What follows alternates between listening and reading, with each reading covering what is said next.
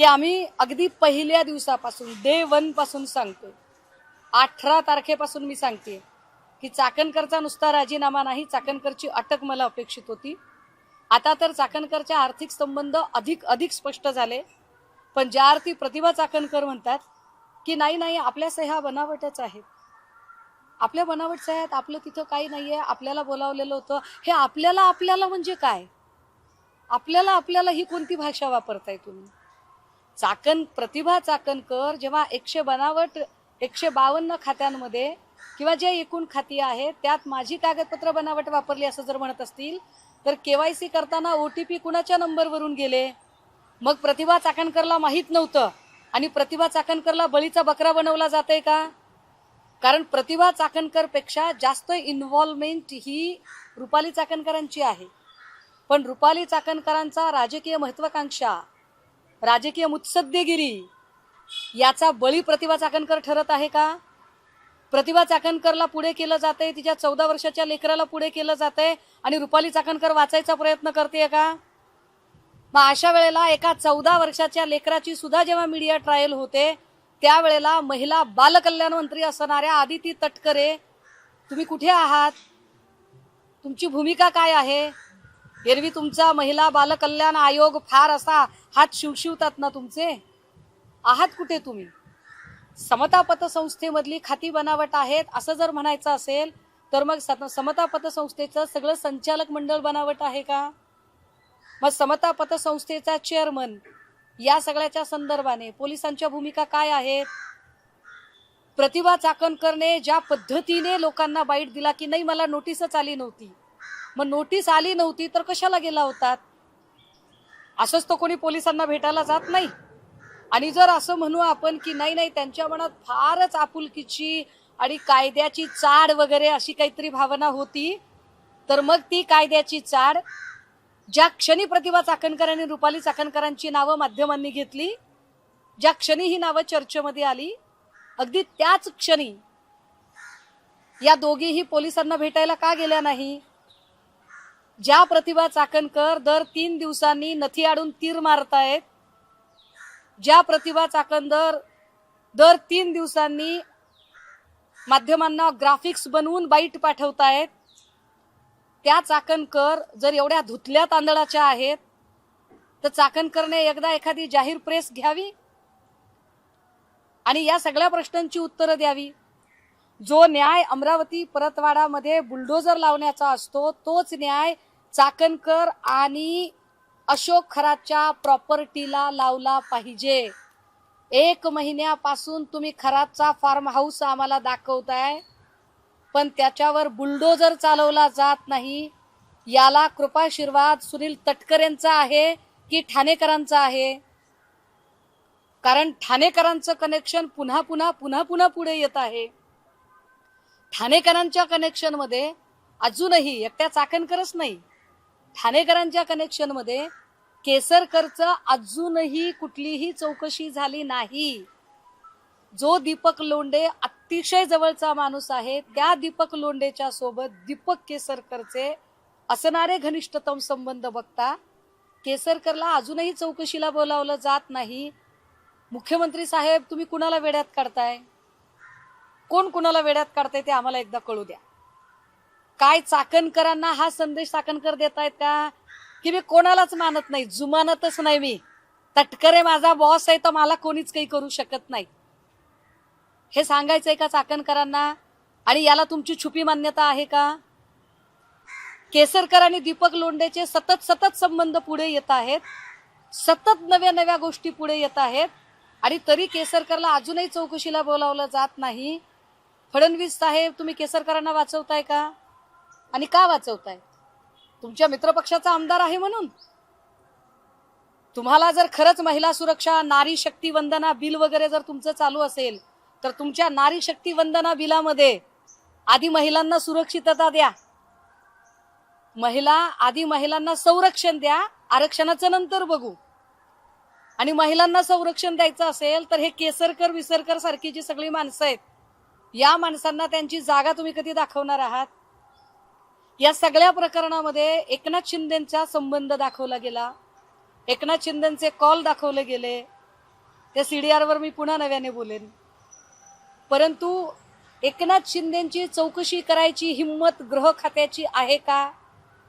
मी माझ्या 8 दिवसापूर्वीच्या पत्रकार परिषदेतही हाच प्रश्न विचारला होता की कदाचित SIT ला स्वतःचा जो एकूण त्यांचा पोर्टफोलिओ आहे त्या पोर्टफोलिओमध्ये कदाचित DCMचा पोर्टफोलिओ त्यांना जास्त उंचीचा वाटत आहे, त्यामुळे ते DCMच्या चौकशीचे आदेश काढू शकत नाहीत, समन्स काढू शकत नाहीत.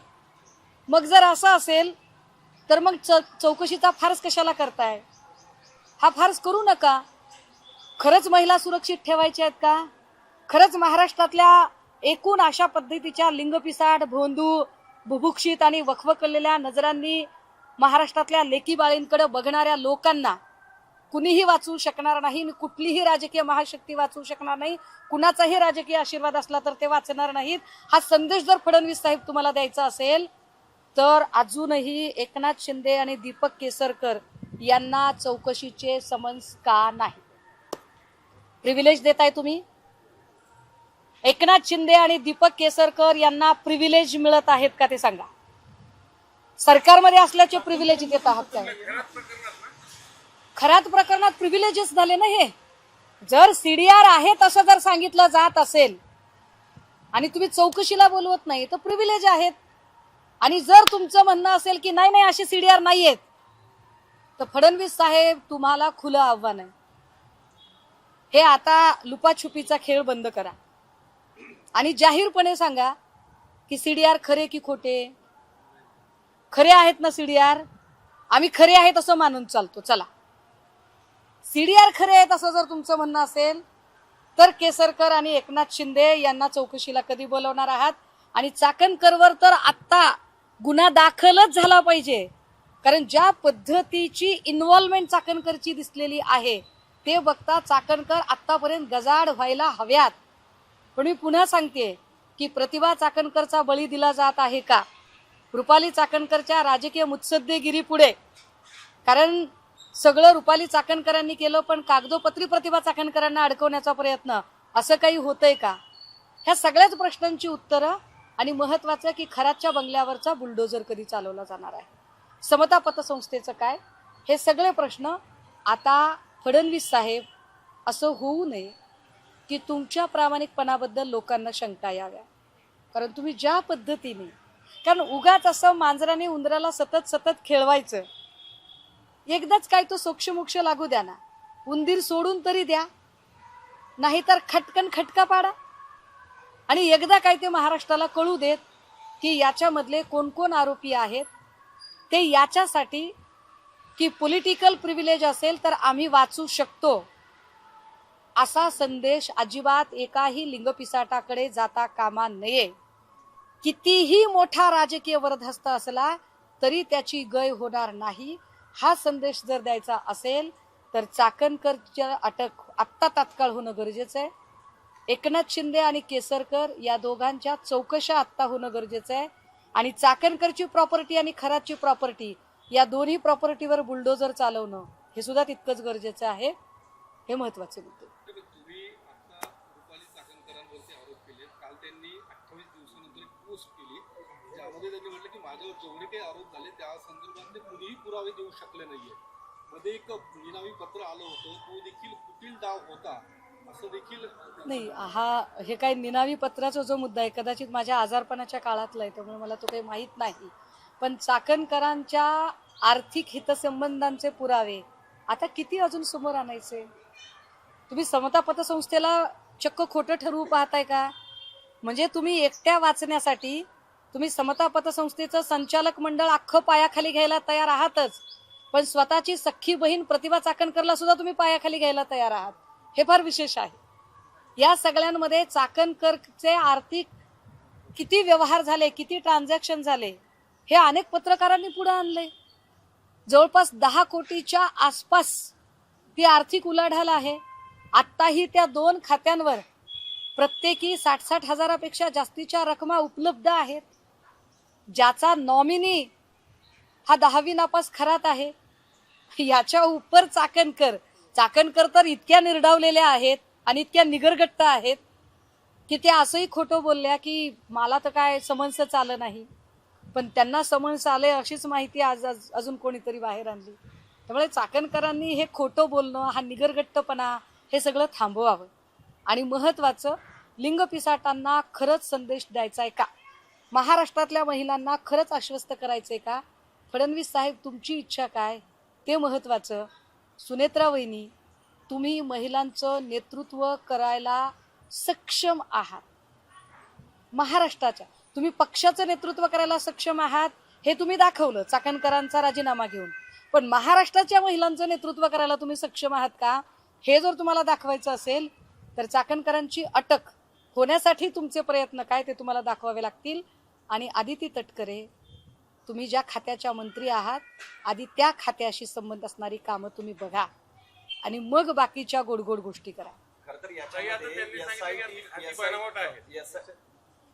बनावट खाती आहेत म्हणे, आमच्या सह्याच नाही, ते सगळं बोगस आहे, मग तो पुरावा कसा करायचा? नाही, खाती चोर कधी म्हणणार आहे मी चोरी केली म्हणून?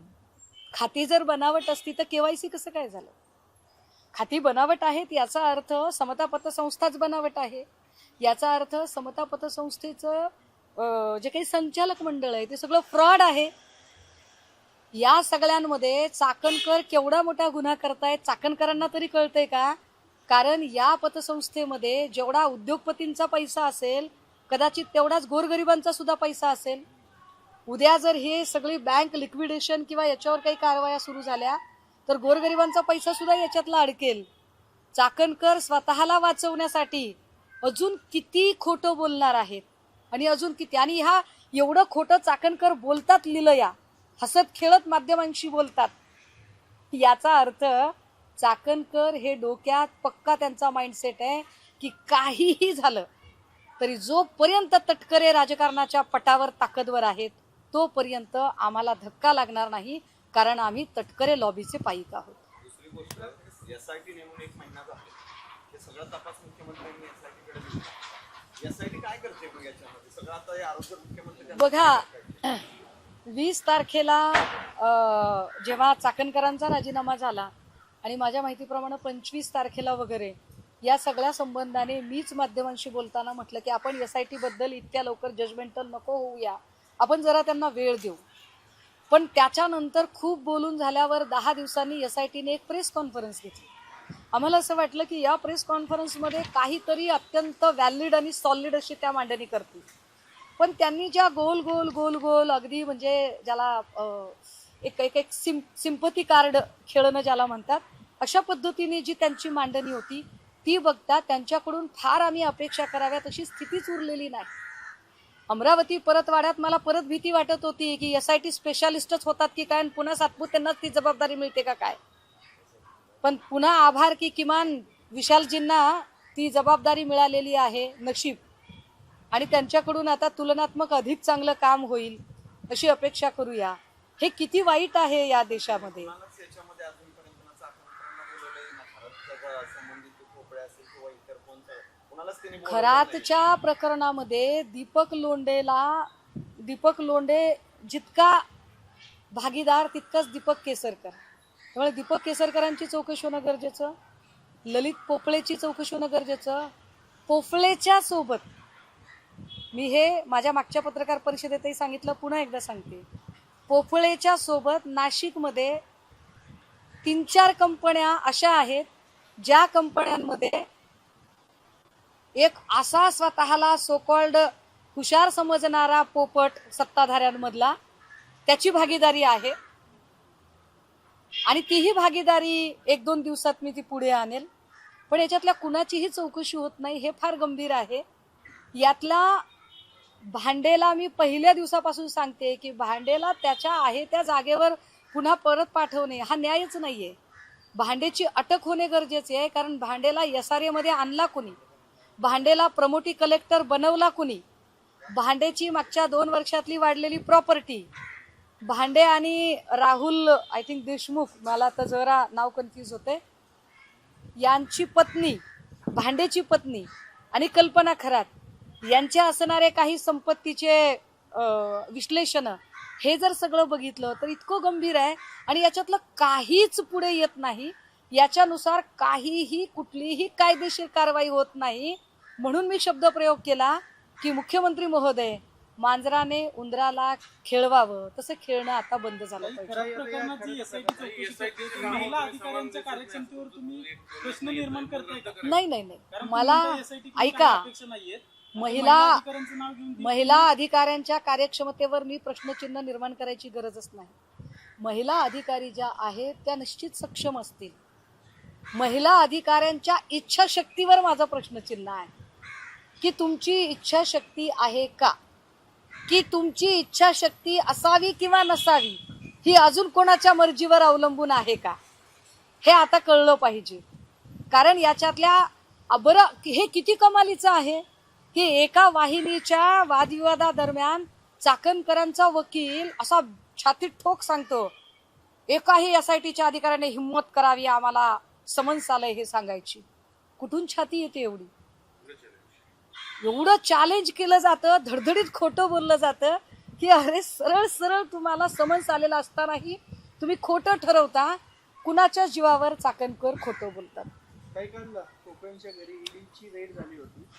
नाशिकमध्ये, पुण्यामधल्या 2 कार्यालयामध्ये त्यांच्या घरावरती अनेक मालमत्ताची चौकशी झाली, परंतु अजून SIT कडनं मोठी रोकड जमा करण्यात आली आहे, जप्त करण्यात आली ललित पोफळेच्या घरी रेड होणं स्वाभाविक आहे. पण या सगळ्या संबंधाने जर आपण माहिती जर गोळा केली तर अनेक राजकारणातला आणि एकूण काय म्हणता येईल वेगवेगळ्या गोष्टीतला योग साधणारे सुद्धा, असे योगायोगी असणारे असे अनेक लोक याच्यातनं पुढे येतील. ताई, सकाळपासून एक आज बातमी फिरते तुमच्या शिवसेने आदित्य ठाकरे कार्याध्यक्ष होणार.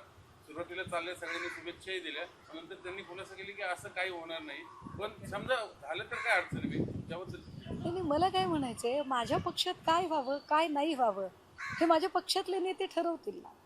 आणि महत्वाचं, आदित्यदादांच्या संदर्भाने जर प्रश्न असेल तर आत्ता ते कोणत्या पदावर आहेत यापेक्षा ते ज्या विजनला घेऊन काम करत आहेत त्यांचा शब्द आमच्यासाठी प्रमाण आहे. आणि आम्हाला तर आवडेल उलट, एखाद्या तरुणाच्या हाती जर एका चांगल्या मंत्रिपदाचा अनुभव घेऊन ज्यांनी काम केलं, ज्यांनी अतिशय चांगल्या पद्धतीने पर्यावरण मंत्री म्हणून काम केलं, अशा एका तरुण तडफदार नेतृत्वाच्या हाती जर काही सूत्र जात असतील तर चांगली गोष्ट आहे. त्याच्यामध्ये फार म्हणजे भुवया उंचवण्याचं काहीच कारण नाही. उलट आम्हाला आवडेल, किंबहुना असं पक्षाचं जरी ठरलं नसलं तरी पक्षाने असं ठरवावं असं माझ्यासारख्या कार्यकर्त्याला सुचवावं असं वाटेल. काही सुचवणार का तुम्ही साहेबांना की त्या हो, मला आवडेल, नक्की आवडेल. आणि आम्हाला नक्की की चांगलं झालं माध्यमांच्या चर्चेतून का होईना, जर अशी एखादी चर्चा सकारात्मकतेने बाहेर येत असेल तर निश्चितपणे असा बदल आम्हाला आमच्या नेतृत्वाला सुद्धा सुचवायला आवडेल. गोरेगावमध्ये जी पार्टी झाली त्यात 2 ते 3 जणांना आपला जीव जो आहे तो गमवावा लागला होता. अनेक गोष्टी त्यातून आल्या, ड्रग्स सेवन झालं त्या पार्टीमध्ये. आणि ती रेव पार्टी होती का? तुम्ही काही माहिती घेतली आहे का? ही रेव पार्टी होती अशीच माहिती पुढे येते. पण या सगळ्या संबंधाने पुन्हा आपण पहिले पाडे 55 तिथेच येतोय की जे माननीय गृहमंत्री म्हणतात की मी पाळमुळं खणून काढणार. कुठली पाळमुळं तुम्ही खणून काढली? अहो, ड्रग्जवर इतकं भांडते मी, तुम्ही नाही पाळमुळं खणून काढलेली. फार खंत आणि खेदाने म्हणावं लागते की फडणवीस साहेब, ना तुम्ही ड्रग्ज प्रकरणातली पाळमुळं खणून काढताय, ना तुम्ही लैंगिक शोषण प्रकरणातली पाळमुळं खणून काढताय. हे झालं असतं तर कदाचित हे प्रकरणं, अशी रोज नवी प्रकरणं बाहेर यायची हिंमत झाली नसती. काही खराब प्रकरणामध्ये IG दत्तात्रय कराळे यांचं देखील नाव पुढे आलेलं आहे. ते त्याला गुरु मानायचे आणि असा एक आरोप केला जातो की त्यांनी त्या लैंगिक शोषणाचे जे काही पेनड्राईव्ह होता तो गायब केलेला आहे. खरं तर दत्ता कराळे यांचं नाव मी घेण्याचं टाळलं होतं. ते याच्यासाठी टाळलं होतं की माझी स्वतःची काही मूल्य आहेत, तत्त्व आहेत, आणि ती तत्त्व मला असं सांगतात की व्यक्ती बदनाम झाली तरी चालते, संस्था बदनाम होता कामा नये. लोकांचा एकूण ग्रहसंस्थेवरचा, कायदेसंस्थेवरचा विश्वास डळमळीत होता कामा नये, म्हणून या अधिकाऱ्याचं नाव घेणं मी टाळलं होतं. मात्र मी आपल्याला हे सांगितलं पाहिजे, आता चर्चा निघाली आहे म्हणून, की ज्या दिवशी SITची भेट झाली त्याच दिवशी आम्ही दत्ता कराळेंबद्दलचे सगळे आमच्याकडे असणारे इनपुट SITला दिलेले आहेत. दत्ता कराळे यांना 1.5 वर्षापासून सगळं प्रकरण माहीत होतं, परंतु ज्या महिला तक्रार घेऊन त्यांच्याकडे गेल्या होत्या त्या महिलांना तो न्याय मिळू शकला नाही, कारण दत्ता कराळे सुद्धा स्वतः या भक्तांच्या रांगेत उभे होते. त्यामुळे अशा पद्धतीने जर गृह खात्यावर प्रश्नचिन्ह उपस्थित होत असतील तर माननीय गृह खात्याच्या पोलीस महासंचालकांनी हे प्रकरण गांभीर्याने घेऊन या अधिकाऱ्याची सुद्धा चौकशी होणं गरजेचं आहे. दिले म्हणते काही काय नेमकं दिले दत्ता कार्यालयांबद्दल SIT त्याच्यातले जवळपास 1 ते 1.5 वर्ष आधीपासून कराळेंना या सगळ्या प्रकरणाची माहिती होती. ज्या महिला इथे आलेल्या होत्या, ज्या महिलांनी पहिल्यांदा गुन्हा नोंदवायचा प्रयत्न केला होता, त्या महिला सगळ्यात आधी जर नाशिकमध्ये कोणाला भेटल्या होत्या तर त्या दत्ता कराळेला भेटलेल्या होत्या. दत्ता कराळेंनी त्यावेळेला त्यांना तुम्ही पोलीस स्टेशनला जाण्यापेक्षा त्याच्या अलीकडचा टप्पा महिला आयोगाकडे जा असं सांगितलं, म्हणून त्या बायका महिला आयोगापर्यंत पोहोचल्या होत्या. पण महिला आयोगाने हे प्रकरण सॉर्ट आउट करण्याऐवजी हे प्रकरण सेट आउट करायचा प्रयत्न केला.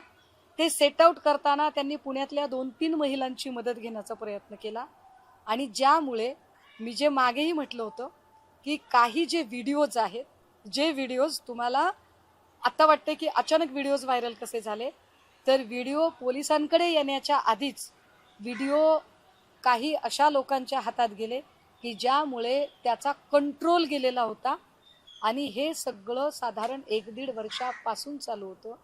1-1.5 वर्षापासून या सगळ्या गोष्टींची कल्पना कराळेंना माहीत होती. उलट ज्यांनी तक्रार केली त्यातला एक जो पुरुष फिर्यादी, याला अतिशय बेदम मारहाण पोलीस स्टेशनमध्ये होणं आणि त्याला तशी मारहाण झाली पाहिजे यासाठी विशेष प्रयत्न हे दत्ता कराळेंकडून झालेले होते. पुन्हा त्यांचं म्हणणं आहे की अजितदादांच्या घराबाहेर जी भानामोठी झाली होती त्यावेळी खरात 17 तारखेला रात्री ठाण्यात होता. दुसऱ्या दिवशी देखील दिवसभर खरात हा 18 तारखेला ठाण्यात होता. एकूण त्यांना काय नेमकं सुचवायचं, ज्या पद्धतीने त्यांनी हे सगळे आरोप केले? नाही, दमानिया हे एक मराठवाडा नामांतरानंतर न सुटलेला प्रश्न आहे. त्यांना तसे अधूनमधून उपटायची वगैरे लहर येते. त्यांना फार उपटायचा शौक असेल तर माझ्या गावाकडे भैमुग उपटायला नेईल मी कधीतरी. पण त्यांनी केलेले आरोप मात्र गंभीर आहेत आणि ते आरोप जेव्हा ते ठाणे म्हणतायत तेव्हा ते थेटपणे एकनाथ शिंदे यांच्याकडे अंगुली निर्देश करणारे आरोप आहेत.